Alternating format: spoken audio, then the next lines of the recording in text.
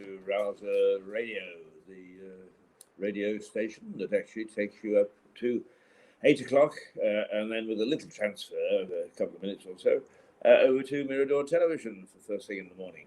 Not first thing in the morning. Gosh, first thing in the morning was when I got up at 5 o'clock this morning. And a gorgeous morning it was then. It's clouded over since, and looks a bit dour. But this morning it was just fantastic. So if you're an early riser, that's the way to go. Just in case you wonder about that music, it's called Endless Motion, and it comes from, I don't know whether it's a group or a man or whatever, called Ben Sound. And Ben Sound, a commercial, they sell their music. But if you're a non-profit, and boy, are we non-profit, they let you have it for free. And I love that piece, and we use it frequently. And we make sure that Ben Sound get recognition for it, because that helps them. And they also get a lot of taps, which eventually, I suppose, means that on Facebook and that sort of thing, they will get paid by the powers that be. I don't understand all that, really, and do I need to? No, I do not. So a good morning from Keith Hayes and Mirador Television on Rouser Radio. Rouser Radio, broadcasting from Lewis. We've only just started radio again, so I'm not quite sure where we go. At one time we went to places like Spotify, etc. We're going to have to get the experts in to take a look to see whether we still do, but at least we're back on track.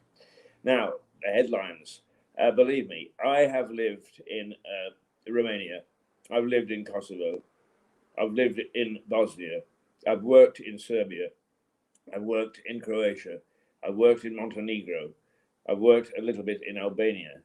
I've worked in a whole host of other places in Africa and the Middle East, all of whom we would sit around in a pub and say, oh dear, you know, the trouble is that they don't have freedom and they don't have this and they don't have that. Well, maybe they don't. But the fact of the matter is neither do we anymore. And I'm not sure that I don't want to go back to some of those places to live, because our freedoms are beginning to be increasingly eroded. Now, the police can tap on your door if you've been on holiday. And of course, you have to declare when you go on holiday, so it goes into this massive system. And now they can tap on your door and say, are you actually following the 2-week lockdown from coming back from any country, actually, I think. You have to do that, whether it's green, red, amber, and in between. And in the meantime, the powers that be, the people who are so-called in charge let's turn that down a bit, in Westminster, can't get their act together. One says, we're going to stay locked down. The next says, well, we might or might not. And the third says, we most certainly will not. It's just chaos. It's absolute chaos. And the civil service and politicians, I have never known such poor ones in all my life. And one are covering up by making sure they can knock on our door for any excuse. I have no idea. I got alarmed about 18 months ago when I discovered that, somebody I know had a letter from the local council which said, have you paid your council tax? Because we can get into your bank account and tell whether you've got enough money to pay it. Now that's pretty damn alarming. That is when the state can actually tamper with your bank account and go in, and they can do it. The thing that would stop them would be the Data Protection Act, but they are allowed under the Data Protection Act to have an exemption, so they can do these things. So you and I can't find out anything about anything because of data protection, but the powers that be, the authorities, they can use it to actually dip into various things. And now they can come knocking on the door. And already we're being monitored and checked for whether we've taken jabs or whether we've put on face masks or whether we're social distancing.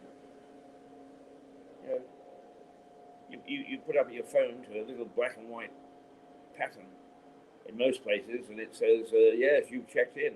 Well, who the hell's, that information goes somewhere, and it's readily available to those who know how to access it, and that would be the government. So I am really beginning to worry about the fact that the government is using all sorts of excuses to become Big Brother. and nobody seems to care. Well, they do actually. There are a few people who apart from me, where the red light is going on. Anyway, it's that's a start in the morning, isn't it? That's a good rant. It's 7:38 in Lewis. My guess is that it is 7:38 where you are. But if perchance you're listening in the States or Patagonia or some of the other odd places that we actually have listeners, it may be not 7:38, and it may be that it's not a dour day, and the clouds are beginning to rush in. But it was a beautiful day to start off with. I just came up from New Haven. It's a port town. It's not a very attractive town, but it is a town of great historical significance, and particularly in the last two wars.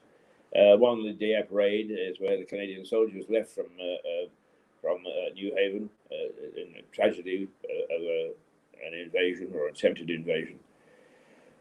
And also the small boats who rescued the British Army from Dunkirk left from there. And it goes back, actually. It has got a very interesting history. So I came up from New Haven this morning, where I'm staying temporarily. And the reason that I'm mentioning that is because there is a very talented family. I'm always talking about them, the Shorthouses. I got into more trouble with Clive Shorthouse. With the two of us together at Dynamite, we're like Bonnie and Clyde, haven't robbed a bank. We come damn near close to it. But his daughter, Claire, and her husband, John, make up a group, a duo, called Dandelion Charm. And here is a track from Dandelion Charm called Birdcage.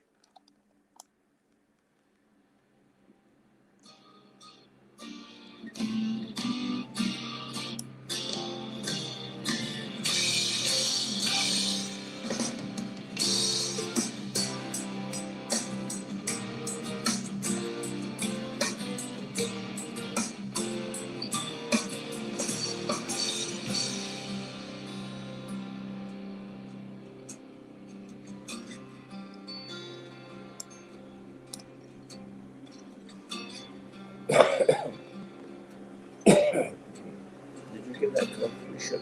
Actually, I'll mute the mic.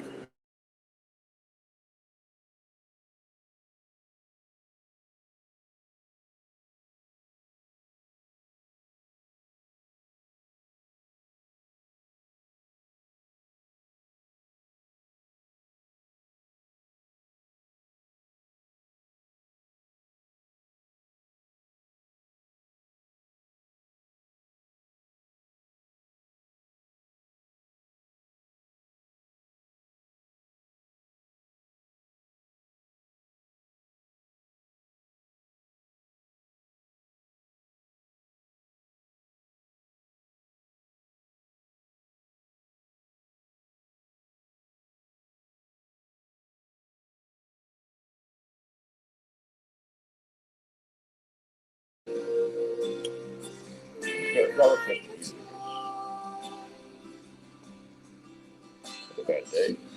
Just in case you're wondering, this is Mirador television.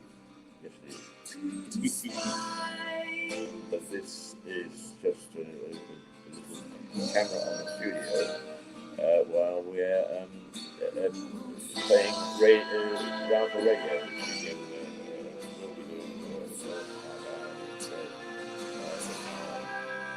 been around for a long time. We parked it, we brought it back out. The lights.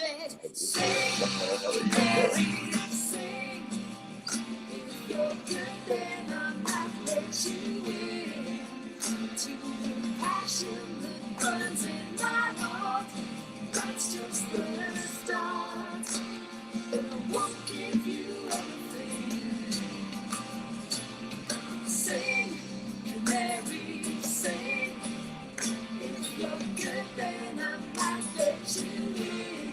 To the passion that burns deep within, then I'll begin to strip you of everything.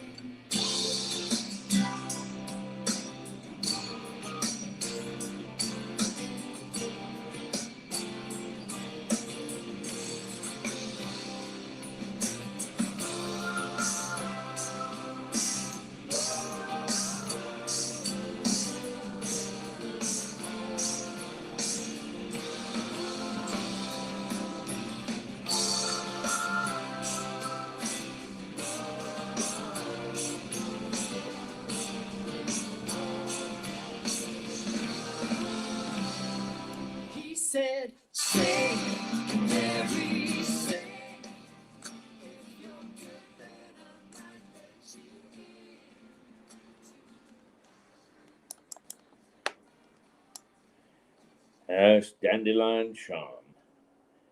Wonderful group. They do some terrific stuff, and I must get some more from them because they're well worth listening to. Well, what are you listening to at the moment? Well, you're listening to Rouser Radio on Mirador Television. If you tuck into Mirador this morning for the first half hour, you'll see me in the radio studio. And when I swivel my chair like this, it then turns into the television studio. So it's all magic. It's all, what do they say? Shapes and mirrors, or ghosts and mirrors, or whatever. The Rouser Radio has been around for quite some time, and one of the nice things is it takes our voice to all sorts of web spots where people can find us. So there we go. Now, red list travel queue chaos at Heathrow. Apparently, according to the Eye newspaper, there are queues and queues and queues of people coming back on planes and so on from all corners of the earth, red, blue, amber, you name it. And when they get to Heathrow, they're all shuffled into one line for immigration, so that those who come from a red country, in other words, where it's quite possible that you can catch the virus, are being put in the same row as those from green countries, where it's virtually free.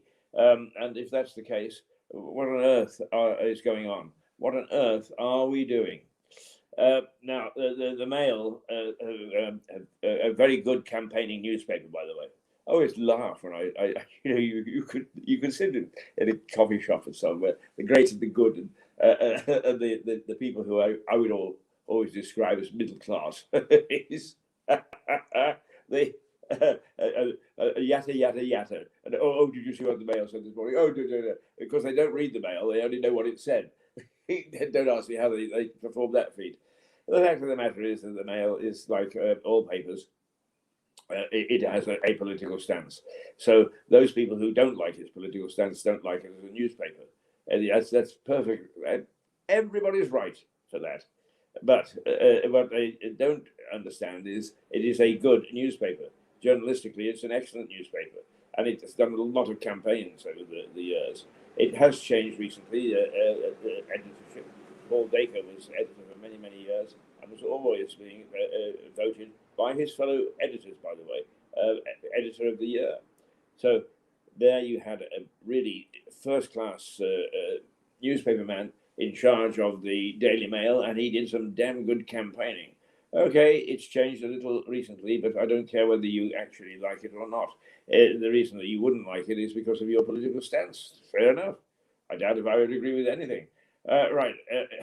Now, the Daily Star says, go on holiday, but don't go on holiday. And it's tweaking the tales of the government, which is so confusing, is yes, go, no, don't, stay at home, don't stay at home, you can go. When you get back, the police are going to knock on the door.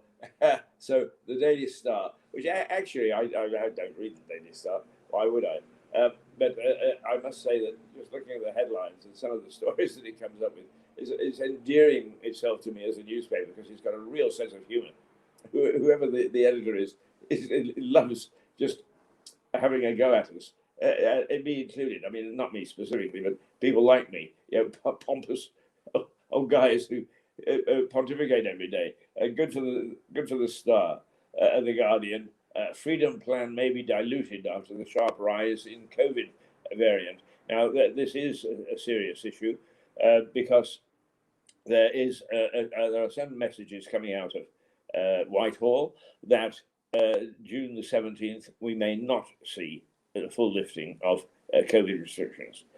And what the Guardian is saying is, look, they may be diluted, so stand by, be careful. Boris is insisting it's going to happen. Some of his cabinet ministers range between no, it's not, and to maybe. And that's why we're getting all these mixed messages, which is really just not on. They better get their act together and sit down and talk. I'm beginning to think, that the whole of society, well, the thing that's happened with COVID is, because we've been locked away and so on, is we have forgotten how to talk to one another. We've forgotten how to exchange views and try and come to some sort of consensus. Everybody's got an opinion. Well, all I can say in my defence is I had an opinion which nobody liked particularly. It didn't matter, it was an opinion way back to when we started Rouser Radio and Mirador Television, way back in 2017. So I'm not backing down from my stance. But there is no consensus anymore where there used to be consensus. Nobody is talking to one another. And that seems to be very true of government. Get your act together, chaps. Get together in a room. Lock the door, Boris. Knock their heads together and say, come on, we've got to talk. Because if you don't, we're going to get nowhere in terms of leadership of this country. We're just confusing the hell out of people. The Times, hopes rise for the end to lockdown next month. Well, the same story. The Times has taken a different view, a different angle. What it's saying is, hey, look, it looks as if everything's on track. So it's listening to one minister, the Guardian is listening to another, and Boris seems to be in between. The Daily Telegraph, a Diana probe to find BBC's Bashir guilty of deceit. Well, I'm really sad that this has happened. But you know, we went through a period. I worked for the BBC, and believe me, because I'm a bit of a rebel, I was always having my fingers slapped, always. Now I didn't particularly care for it, but it did have its standards, and it knew what it wanted. And people like me just didn't fit in terribly well. They took our talent and they tolerated it, and then they smacked our fingers. But now I'm afraid that the BBC doesn't seem to do that. And there was a period where they bent over backwards. As long as you're an ism, a lady, ethnicity, you name it, it doesn't matter, is to accommodate you at the expense of good journalism. And now it's beginning to pour out. And I'm really very sad that this has happened. And that one of the victims was Lady Diana, or Princess Diana, if you will, although she had her royal status taken away from her, as I understand it. These things confuse me, and I really don't care. I do care about the monarchy, by the way. Don't misunderstand that. Right? But all the manifestations and the protocol is a bit beyond me. So I'm not terribly happy with what the BBC allowed Bashir to do. And now I've got to be careful because he hasn't been found absolutely guilty yet. But there is an inquiry, and there have been 2 or 3 inquiries which whitewash the whole thing. But now, at long last, the issue is coming to where it's going to be, I believe, a judicial inquiry, which means they can call anybody. So it should be. Let's find out the truth. Because it's all very well for me and others to say that the government is abusing media, is trying to control us. But if, in fact, we come up with things like false stories and using fake threats and all sorts of things to get interviews, then we're in trouble. We are in serious trouble. And I don't think that the media should be in serious trouble, and I don't think it is. But those who would curb it will use this as an excuse to do so. The Sun, Bashir conned Diana. And that story is that he really did tell all sorts of porky pies to her. The only thing that I don't understand is that, once again, did she not go to some of these people that he made claims about? People who are supposed to have social diseases and dying and all sorts of things. Did she not talk to them? Because they seem to be friends or whatever. That's about the only thing I can find in his favour, is that nobody bothered to check the veracity of what he was saying. Now, here we go. TV star sex scandal time bomb. This is in the Daily Mirror. They're getting away from the whole virus thing, and why not? We're back on the old role of as if we shouldn't have learned from the scandal involving our leaders who were the victim of fantasists. I knew personally one of the victims.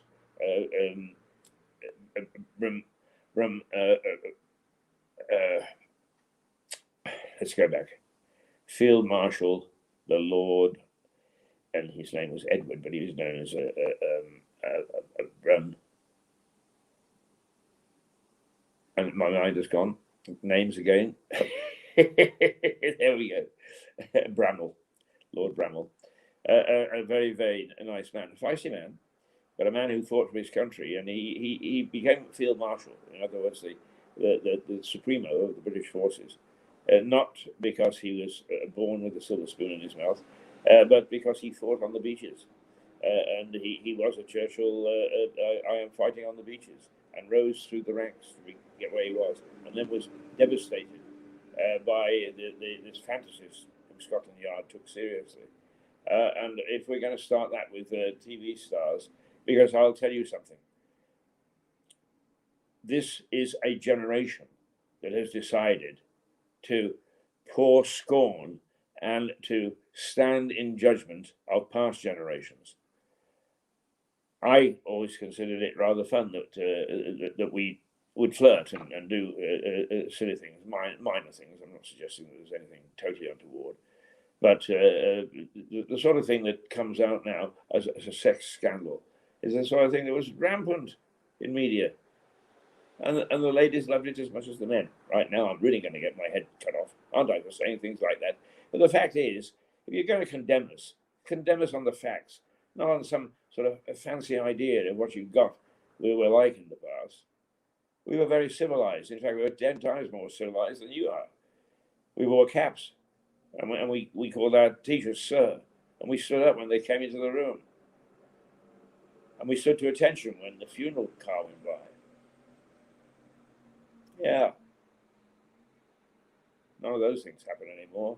So civilized people who decide that a TV star's sex scandal, yeah, of course there are some naughty people out there, but they are not rampant. There aren't thousands of us. There are just one or two. And to build it up to the fact that there's a whole generation that have been tweaking bums, not necessarily ladies' bums either, is absolutely incredibly poor, and the Mirror should know better.